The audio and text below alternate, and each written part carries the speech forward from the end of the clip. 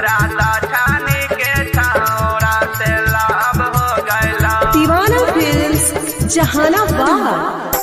का बताइयोगे सखी अपना दिलावा के बात, काले दाछानी में धारी लेके छौड़ा हमर हाथ।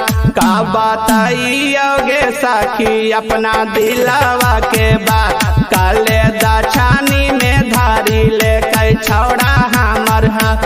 कैसे कहियोगे सखी नैना चार हो गलो, कैसे कहियोगे सखी नैना चार हो गलो।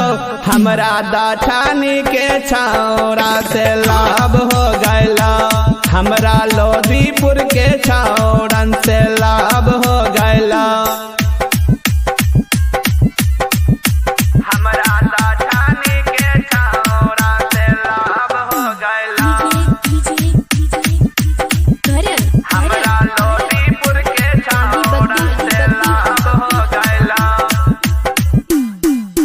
घूमे तो अली सखी दक्षिणी नगर गे, छौड़ा पर पड़लै सखी हमरो नजर गे, हमरो नजर गे। घूमे तो अली सखी दक्षिणी नगर गे, छौड़ा पर पड़लै सखी हमरो नजर गे।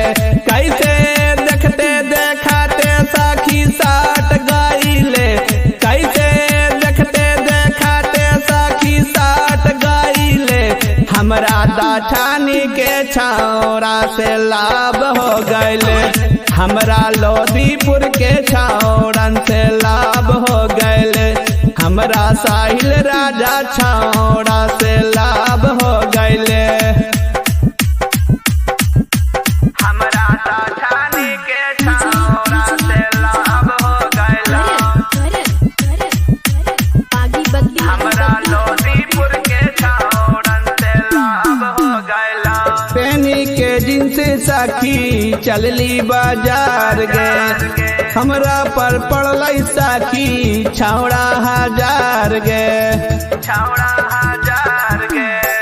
पेनी के जिनसे सखी चलली बाजार गे, हमरा पर पड़लै सखी छौड़ा हजार गे। कैसे सोचते सोचाते सखी सब हो गइले, कैसे सोचते सोचाते सखी सब हो गइले। हमरा दाछानी के छौड़न से लाभ हो गइले, हमरा लोधीपुर के छौड़न से लाभ हो गइले। मिक्स बाय लोकेश निराला। हमरा दाछानी के छौड़ा से लाभ हो गइला, हमरा लोधीपुर के छौड़न से लाभ हो गइला। सहिला राजा सखी राइटर हमार गे, शशि भूषण बनल हमरो यार गे, हमरो यार गे। सहिला राजा सखी राइटर हमार गे, भूषण बनल सखी हमरो यार गे। सबे लइकन के खातिर इंतजार कैले बा, सबे लइकन के खातिर इंतजार कैले बा। हमरा दाछानी के छौड़न से प्यार कैले बा, हम तो लोधीपुर के छौड़न से प्यार कैले बा। हम तो साहिल